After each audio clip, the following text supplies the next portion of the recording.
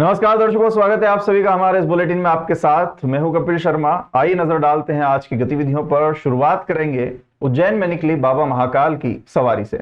जी हां, श्रावण भादो मास की प्रमुख राजसी सवारी सोमवार को निकाली गई। सवारी का सोशल मीडिया पर लाइव प्रसारण किया जा रहा था। इसी दौरान इंस्टाग्राम आईडी पर वर्ग विशेष के यूजर ने बाबा महाकाल को लेकर आपत्तिजनक कमेंट्स किए।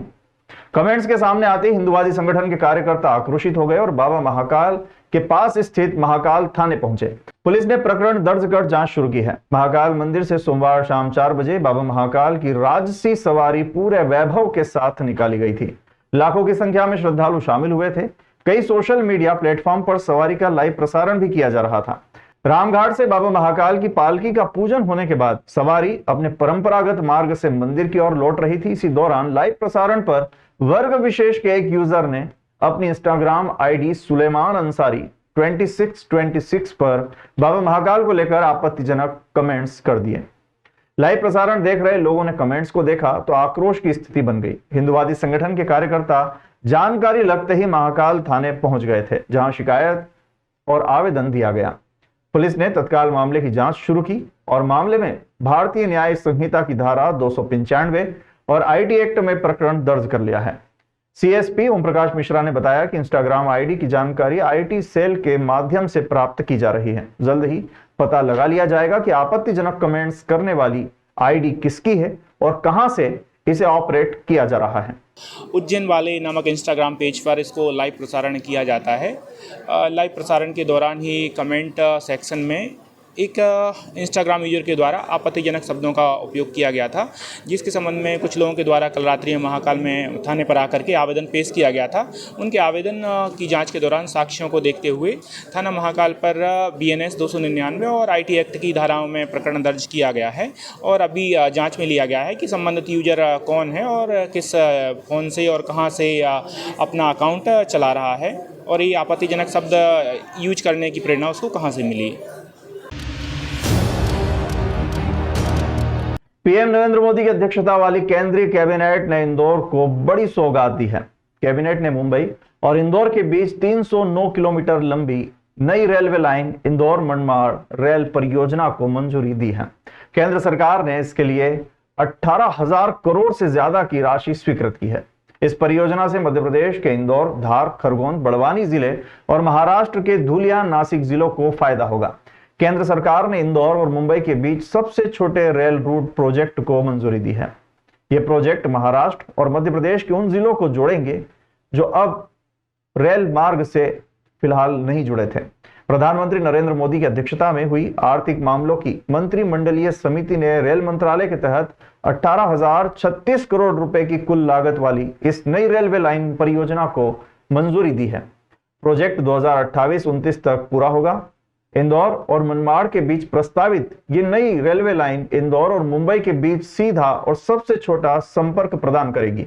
ये प्रोजेक्ट मल्टी मॉडल कनेक्टिविटी के लिए पीएम गतिशील राष्ट्रीय मास्टर प्लान के तहत मंजूर हुआ है। प्रोजेक्ट महाराष्ट्र और मध्य प्रदेश के 6 बड़े जिलों को कवर करेगा। इसमें 30 नए स्टेशन, 300 छोटे बड़े पुल, पुलियां, नो टनल बनेंगे। 1000 गांव और लगभग 30 लाख आबादी को इसकी कनेक्टिविटी मिलेगी। इस प्रोजेक्ट के लिए सर्वे और डीपीआर बनाने का काम पूरा हो चुका है और अब प्रोजेक्ट के मुताबिक जल्द ही निर्माण कार्य की शुरुआत भी की जाएगी। 306 किलोमीटर की लंबी इस योजना में 2 राज्यों के लाखों यात्रियों को फ़ायदा मिलेगा और ख़ास करके हमारी इंदौर की और मुंबई की जो दूरी है ये सबसे कम रूट पे रहेगी। नॉर्थ से साउथ जाने वाली जितनी भी ट्रेनें हैं वो इस रूट से होती हुई जाएगी। में 18,036 करोड़ की ये योजना है और मैं माननीय प्रधानमंत्री जी का धन्यवाद देना चाहता हूँ कि बहुत ही प्रतिष्ठित जो योजना थी जिसके बारे में हम सब लगातार मांग कर रहे थे वो आज पूरी हुई है।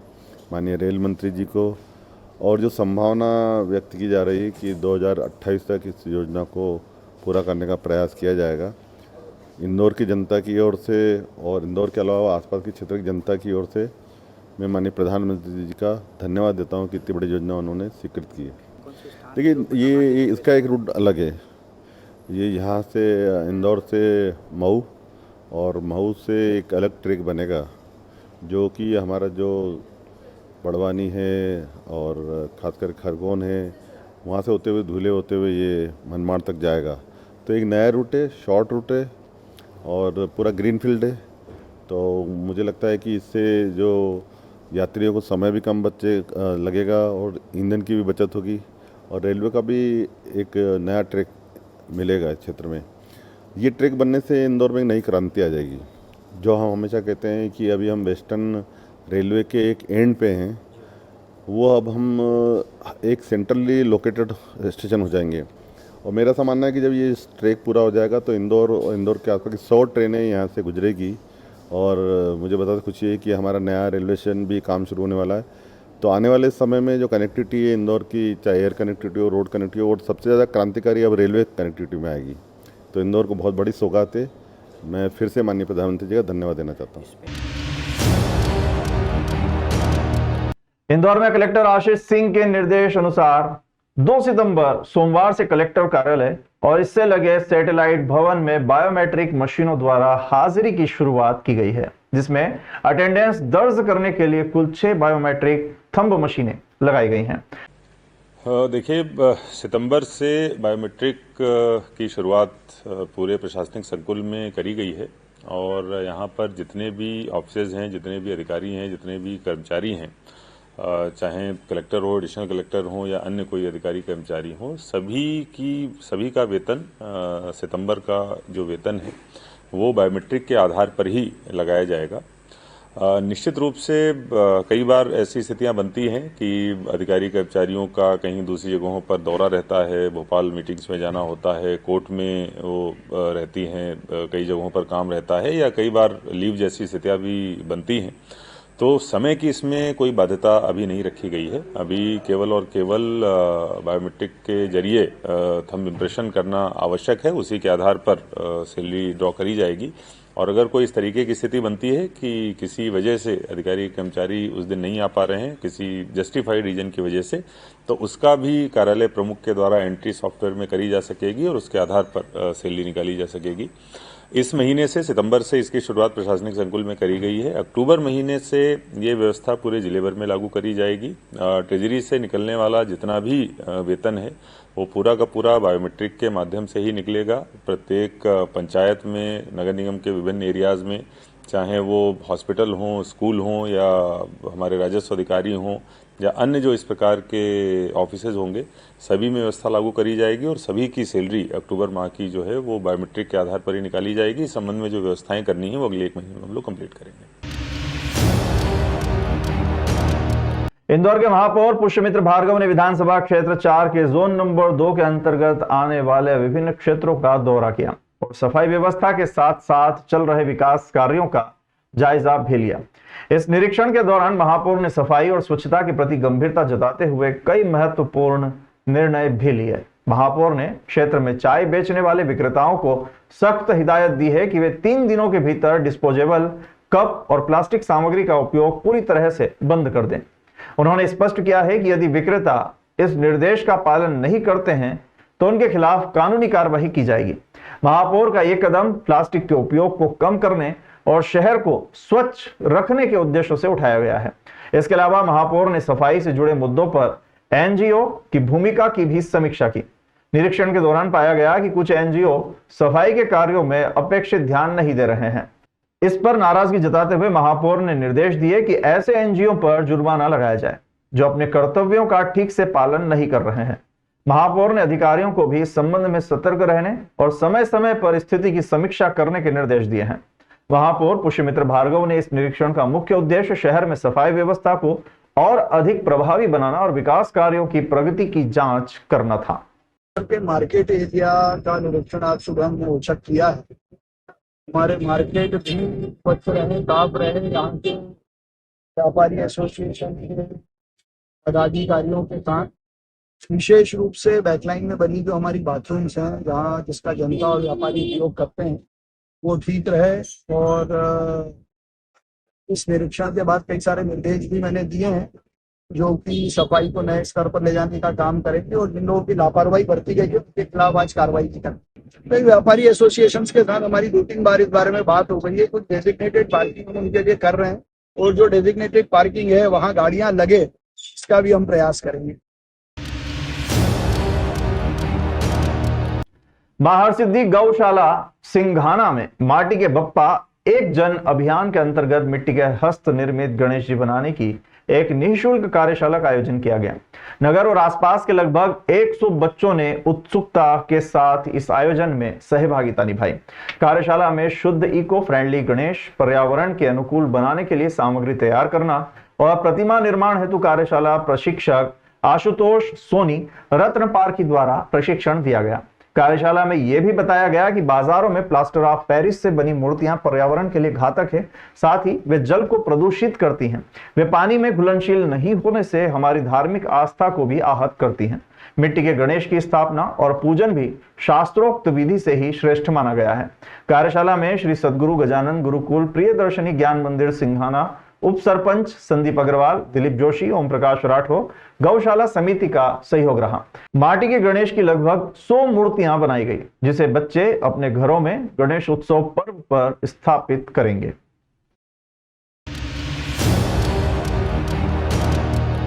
मान नदी पर बनी रपट को पार करने में पिता पुत्र रपट पर से बह गए और नदी के बीचों बीच जाकर फंस गए। सुबह करीब 7:15 बजे का यह मामला था। तब बीकानेर के युवकों ने इनकी जान बचाई। होनहार युवकों को प्रेस क्लब वर्किंग जर्नलिस्ट ने सम्मानित भी किया। गांव के होनहार युवक बादशाह सावेर खत्री, बादशाह रज्जाक खत्री और बादशाह इकबाल खत्री, जो तीनों भाई भी हैं, और ड्राइवर बंटी शर्मा, सभी निवासी बीकानेर की मदद से रपट पर ट्रक का ट्राला खड़ा कर उसे रस्सी की मदद से इन पिता पुत्र मंगल सिंह रघुनाथ उम्र लगभग 30 वर्ष और रघुनाथ गुलाब भेल उम्र लगभग 50 वर्ष ग्राम बगतला गंधवानी को बचाया। निश्चित ही ये युवक बधाई के पात्र हैं। हालांकि शासन प्रशासन ने ये मान नदी रपट पर पुल बनने के लिए 14 करोड़ 88 लाख रुपए स्वीकृत भी किए हैं। अब तक टेंडर नहीं हुए हैं, इसलिए शासन प्रशासन से मांग है कि जल्द ही टेंडर जारी किए जाए और पुल को ऊंचा बनाया जाए। एसडीएम बनावर राहुल गुप्ता, चौकी प्रभारी अश्विन चौहान, नायब तहसीलदार राजेश भिंडड़े, ग्राम पंचायत बाकानेर और नागरिकों के द्वारा बाकानेर के इन युवकों की प्रशंसा की जा रही है, जिन्होंने अपनी जान जोखिम में डालकर इन पिता पुत्र जो कि आदिवासी हैं इन्हें बचाया है। प्रेस क्लब वर्किंग जर्नलिस्ट, कौमी एकता कमेटी, अखिल निमाड़ लोक परिषद, परख साहित्य मंच के सैयद रिजवान अली ने इन बचाने वाले युवकों का स्वागत और सम्मान किया। क्या नाम है तुम्हारा? रुगनाथ। कहाँ रहते हो? बत्तला थाना गंधवानी? गंधवानी में। कहाँ जा रहे थे? अजंदा से बाकानेर आ रहे थे? ऐसा थोड़ा थोड़ा पानी निकल जाए, फिर बीच में आके इतना हो गया। मतलब पानी फिर बढ़ गया बाद में? फिर बाद में बढ़ गया। चलो ठीक है। अभी ठीक है? अभी ठीक है, कोई दिक्कत तो नहीं है? नहीं। ठीक है ना? थोड़ा ऊपर है तो छुपकाई के पूरा फुटे नहीं, चमड़े नहीं फूटे। हाँ ना, ठीक है।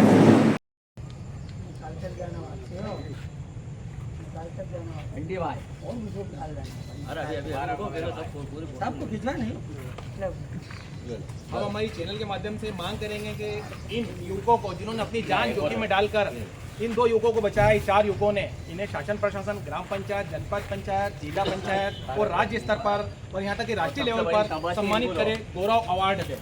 ये जरूरी भी है कि अपनी जान जोखिम में डालकर इन 4 युवकों ने आज इन 2 लोगों की जान बचाई। पता नहीं कब और कहाँ बह जाते हैं और मिलते भी नहीं। रेस्क्यू टीम अपने हिसाब से ऑपरेशन करती रहती, लेकिन ये 4 युवकों ने अपनी जान जोखिम में डालकर इन्हें बचाया है। वाकई ये बधाई के पात्र है। वो सम्मानीय महज हम तो पुष्पमालाओं से और ग्रामीण लोग स्वागत कर ले, लेकिन इन्हें और भी वीरता पदक या अन्य नगद राशि से भी शासन प्रशासन सम्मानित करे, ऐसी हमारी चैनल के माध्यम से है। साथ ही ये अपील भी है कि जब रपट पे पानी हो तो कोई भी ना तो अपना वाहन डाले या पैदल निकले।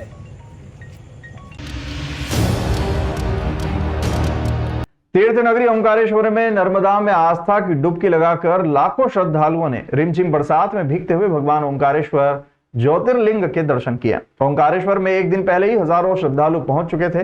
तड़के करीब 4 बजे से लाइन में लगकर भगवान भूत भावन भोलेनाथ के दर्शन पूजन के लिए यहाँ की मान्यता है कि तीर्थ नगरी ओंकारेश्वर पहला ऐसा स्थान है जहां दोनों ज्योतिर्लिंगों के दर्शन करने के पश्चात ही पूरी यात्रा सफल होती है। पहले ओंकारेश्वर ज्योतिर्लिंग, उसके बाद ममलेश्वर ज्योतिर्लिंग के दर्शन करना जरूरी है। हर बार की तरह इस बार भी प्रशासन ने पुख्ता इंतजाम किए थे, कोई अप्रिय घटना न हो इसके लिए पर्याप्त पुलिस जवानों को जगह जगह घाटों पर तैनात किया गया था। तीर्थ नगरी ओमकारेश्वर में जोड़ गणपति हनुमान मंदिर पर सुबह 7 बजे से लेकर शाम तक निरंतर ये कारवां चलता रहा और यहाँ पर भंडारे का भी आयोजन हुआ, जिसमें हजारों श्रद्धालुओं ने भोजन प्रसादी का लाभ लिया। वहीं मोरटक्का में नर्मदा के दक्षिणी तट पर चंदनपुरी आश्रम में श्रद्धालुओं को पोहा प्रसादी का वितरण भी किया गया।